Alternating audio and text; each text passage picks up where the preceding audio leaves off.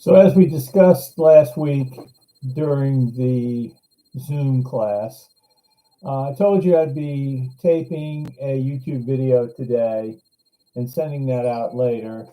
Also, I'm going to send an email out tonight with the spreadsheet for you to sign up for times if you want to talk to me one on one.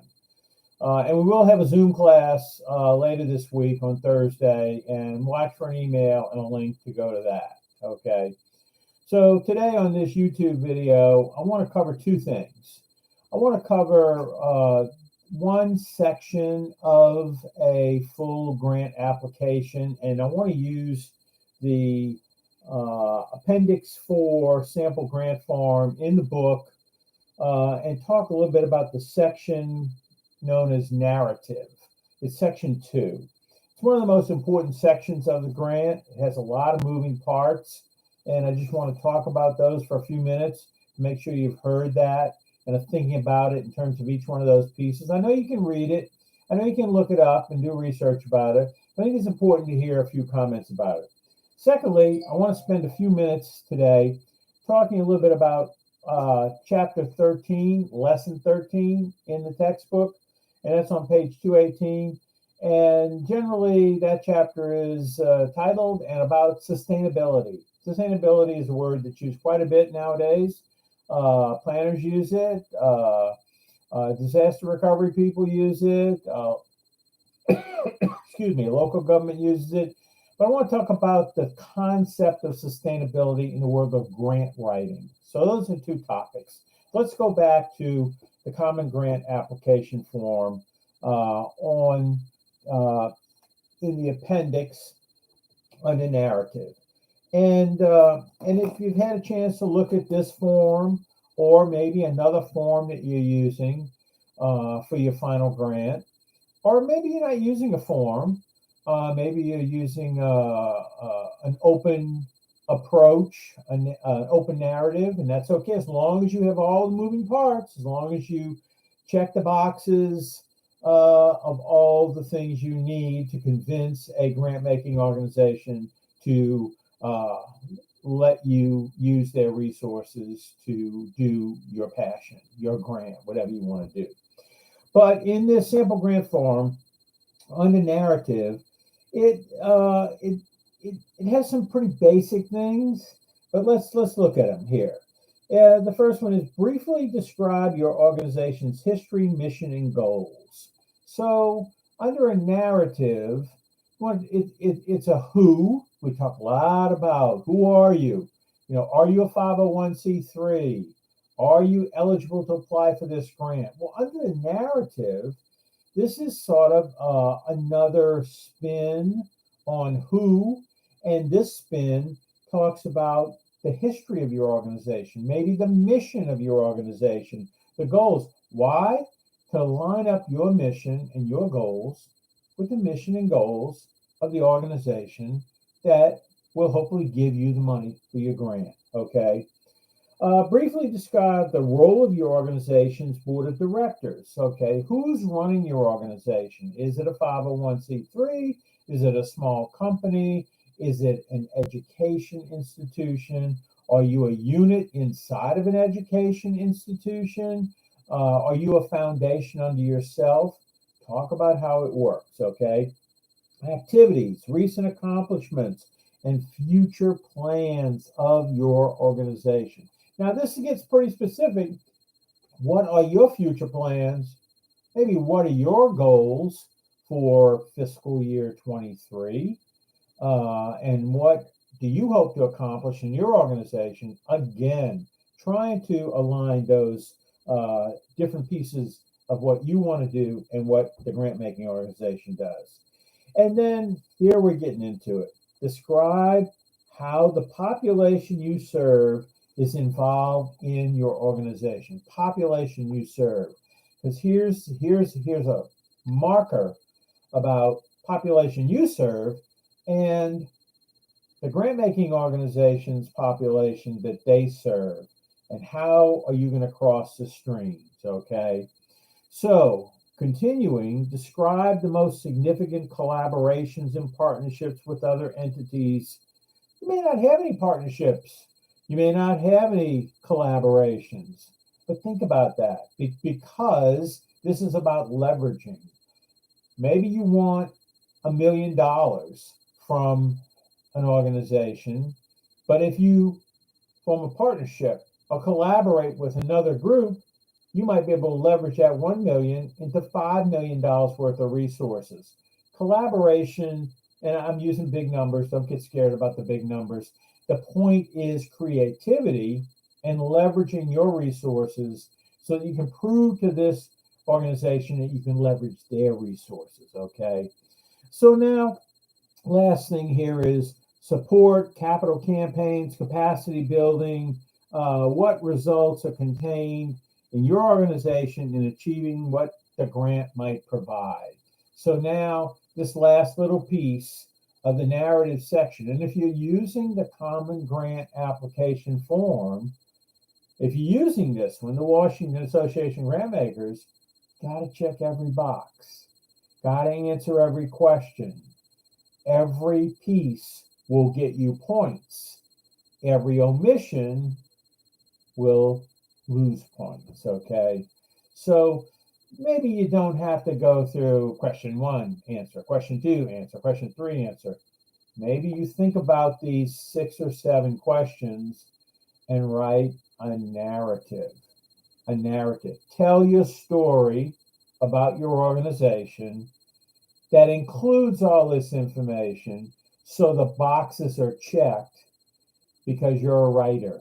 This is a course in grant writing, technical writing, a very unique form of writing, a style that maybe is not typical, maybe you're not comfortable with this style, but you will actually, the more you do it, the better you're going to be at it. And you'll find in the long run, whether you become a planner or work in a different area after you get out of school, writing is going to be a part of your future. Communicating with words on paper or on a screen or electronically, I get that.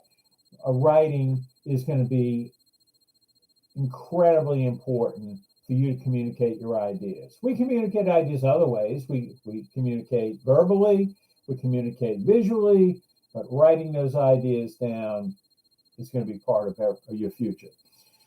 So the next part of the narrative part of the Common Grant application is the project information. So here is the what. This is the detailed what included in a full-blown grant application. Remember the Save the Orca Foundation? 2 pages, 1 paragraph, 2nd paragraph, 3rd paragraph, 4th paragraph. Okay, well, in a 15 to 20 page grant application using the Washington Association of Grant Makers, that paragraph or one of those paragraphs might blow up to 1.5 pages, okay? Because you have the opportunity to communicate more ideas, okay? You have the opportunity to take 1 paragraph and really explain the what. What are you going to do with that $1 million? So here are the questions to form a narrative or to check the boxes. What problem or need does your project address? What are you trying to say? Are you trying to save the orcas? What is the need? Why is it important to save the orcas? What is your proposed solution to the problem? Okay, we're getting, what is your solution? What is your program? What is your approach? Okay, whatever it might be. What is the plan for the implementation of this project? Sort of the second and the third questions overlap, but they fit together and give more details. Now, this one is really important. Is this a new project? If yes, how was the project approach developed? If not, what have you accomplished so far? So this is a brand new idea that no one's ever thought about before. You couldn't find any literature about it. Well, then that's great. State that. And how was this new approach developed? How did your organization come to this? On the other hand, if it's not new, that's okay. What have you accomplished to take this to another level? So you don't have to reinvent the wheel. You don't have to invent a new wheel, but you do have to show how when you take the wheel, you're taking it to another level. Or maybe it is a new wheel. Okay. Are these additional partners who you are working with for this project? Are there additional partners? This is an expansion of the previous section. Do you have a collaboration? Do you have a partnership? Yes or no, maybe what they are. But here, what are these partners and how are you working? So the what gives you the opportunity to expand on it. Don't get ahead of yourself in other sections of the grant, okay? Because the key to most grant writing is to understand, keep your sections organized, at least in the form that you're using or in your own head, so that the evaluation group or the evaluation team from the grant making organization can see your pieces, grade your pieces, and maybe even break them down. So sometimes grant making organizations let different parts of their organization evaluate one part of your grant, and another part of their organization evaluates another part of your grant. They kind of take the grant and break it down, send 3 pages over here and 3 pages over there. Sounds a little silly, but yeah, it actually does that. And they're scored, then they're brought back together, and then maybe someone looks at it in the whole and then tries to make sure it fits together as a concise, well thought out grant application. Okay. And then what are the results you are committed to achieving during the grant period? What are your results? Okay. What are you going for? Are they quantitative? Are they qualitative? How are you going to communicate that? How are you going to evaluate whether your grant was successful or not? I'm getting a little ahead of myself, but in this part of the narrative, you need to say, what are you committed to achieving, okay, during the grant period? What is the timeline for these results?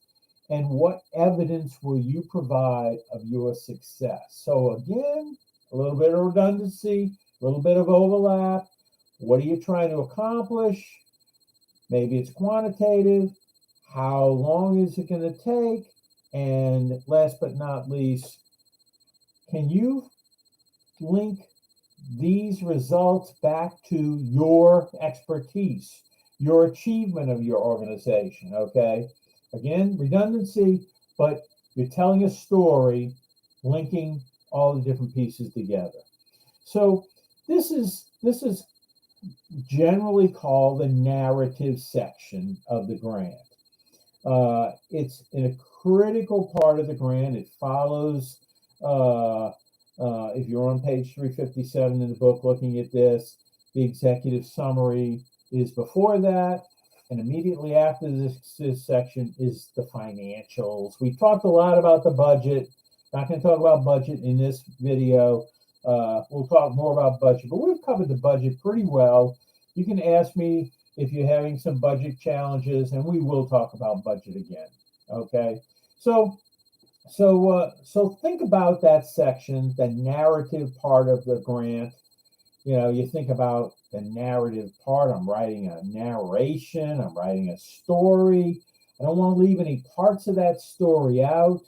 And this common grant application form is a great outline to make sure you don't forget any of those moving pieces, okay? So use the form, use a different form, break it down in little pieces. Remember, the only way to eat an elephant is one bite at a time. So don't get overwhelmed by the enormity of the project. Break it down into the pieces and then put all the pieces back together.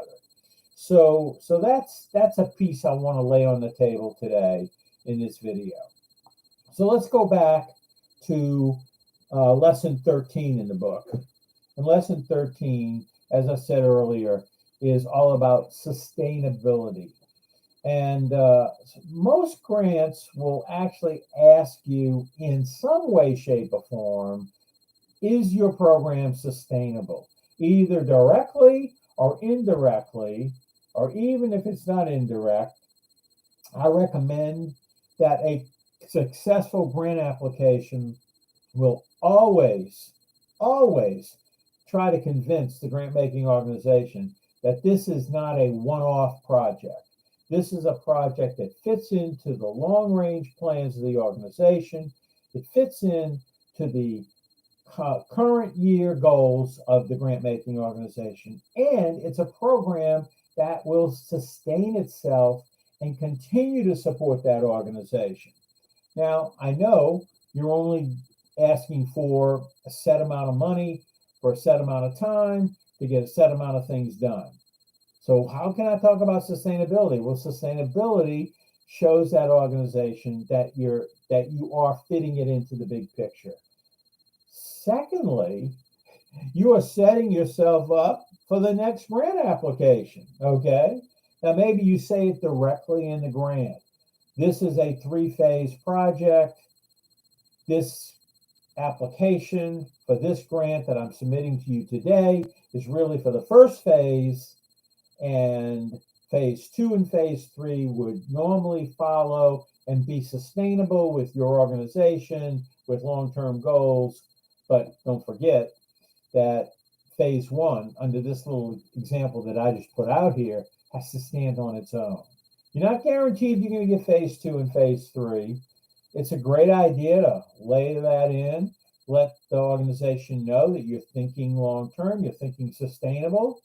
Maybe phase 2 and phase 3 is not going to be done by you, and you can train the organization to take your success in my so-called phase 1 and embed it in their organization, and they would take it and do phase 2 and phase 3. Wow, that is the definition of sustainability. If you could do a program that stands on its own, is funded in the time frame under the resources of the organization, and set it up such that that program is a handoff to the organization and would be a long-term solution. Maybe are you writing yourself out of the next grant? Maybe you are. But if it's successful, you come back, you have this success to build on, and it won't go against you. But sustainability, this chapter is very important. This is a new chapter that our authors added to the book in the last edition. It wasn't in the earlier editions. So is it a flavor of the month? Is it a new thing? I think it's a long-term thing that is extremely important, that now has a body of knowledge around it. So this idea of sustainability, the headings in the chapter are extremely great, in my opinion. And as I tell you many times, our authors are world-class writers. They're very succinct with their words. They're relatively short chapters, but every one of these chapters are just diamonds of information. Okay, so don't mistake a short chapter as something that doesn't have any good information in it, because this is a short chapter that has a lot of great information in it. So this here, show that other grant makers are interested in your program. Wow. There's a spin on sustainability, that your idea has legs to other organizations, maybe other grants that you were successful in, or other grants that other people were successful in. So you can show cross sustainability from your idea either into your past successes or other people's successes. Don't be afraid to partner either directly or indirectly with other successful grant writers. Okay, success breeds success. So don't worry about hanging around with successors. Explain that the long-term support from your organization might be available once you've developed the program. So maybe it's governmental support, maybe it's other grant-making organizations, but if you can find some long-range hook that you can show by doing research through one of the research organizations, through the federal grant programs or other grant-making organizations, that there's going to be other funding available, there's a box to check for sustainability. Okay. Explain that your plan will sell services to supplement a program. What does that mean, sell services? Well, sometimes a grant will create a product or a program that has some sort of transferability, and that transferability might have a value added to it. You're not trying to make a profit. You're not trying to give the Gates Foundation a new software program on orca breeding, and then they can sell it to, I don't know, the Chinese or to the Romanians to save orcas in their waters. So it's not about a business model. It's about a model that shows how you can leverage it. And if you can leverage your ideas with some sort of a revenue stream or a support stream or a partnership that creates revenue, that's sustainability. That gets people's attention, okay? So it's a little bit of a nuance. You're not trying to make a business model. You're not trying to make a profit. But if there is a way to leverage resources to create some sort of a revenue back in, that if you give me $1 million grant, we might be able to create $100,000 of back revenue channel that can be used to leverage the next program. Okay, so think like that a little bit. Okay, show underlying support from other larger programs. Now, here it is: research, research, research. Maybe those are the 3 R's of grant writing. Maybe it's not research, writing, and relationships. Maybe it's research, research, research, and then it's writing and relationships. So maybe I should change my model and say the 5 R's of grant writing. Because research, is there underlying support for a larger program? How would you know that other than researching your idea and seeing what's out there? You know those 10 articles or 10 touchstones that I want in assignment number 2 to show to me that you've done some research? Maybe there is evidence that there are other larger programs out there that can be linked together. So here's a specific target of your research to prove sustainability. So kind of a crossing of the streams there, okay? Demonstrate your organization's commitment to and experience in keeping the programs going. So what is that? I mean, organization's commitment to and experience in, you're going to get a grant for a finite period of time for a finite amount of money. Are you done at the end of it? Yeah, you are. You spent all the money. You sent the reports in. You had the post-project audit. Yeah, everything was great. But if you can show that this program becomes embedded in your organization for long-term mission goals, programs, and sustainability again, okay? Or you can show that in spite of the fact it is a finite program, you put a narrative paragraph, 2 paragraphs. You know, some grant applications will actually say sustainability, 100 words, worth 5 points. Yeah, you'll see that in some grants. Remember what I said? Don't waste any points. If you know sustainability is a section of the grant and you've got 100 words and it's worth 5 points, I got to fight for every one of those 5 points, okay? I don't want to give any of those points away. I want to check the boxes and say, how can I judiciously communicate in less than 100 words this concept of sustainability so I can earn my 5 points, okay? Now, sometimes they won't tell you the 100 words. They won't tell you the 5 points, but they want to know about the sustainability aspect of your program, and here's a way to do it. Is it part of your long-term organization's commitment to?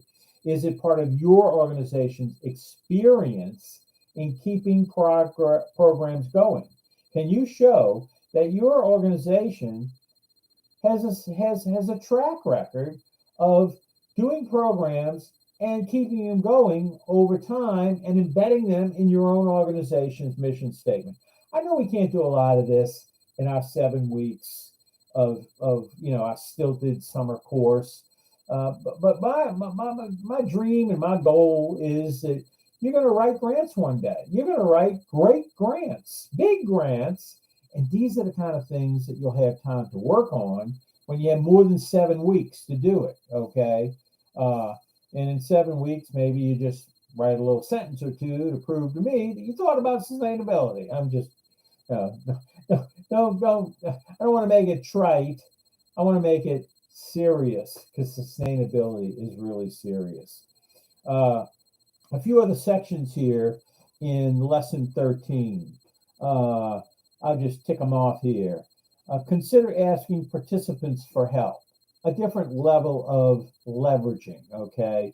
Show how community partners will be part of maybe a fundraising process. We talk a little bit about fundraising and revenue on the back end. Those are really catchy concepts that will catch a grant-making organization's attention if they think there's a fundraising aspect to this or some sort of a resource revenue aspect to it, as we talked about before. They're not outside. They're not going to slam dunk win the grant, but those are the ones that are going to get little mental stars when they're reading and say, oh, that's really a good idea, fundraising and leveraging resources. Use grant funds for activities and resources that have a life beyond the grant period. Well, we've said that in a lot of different ways.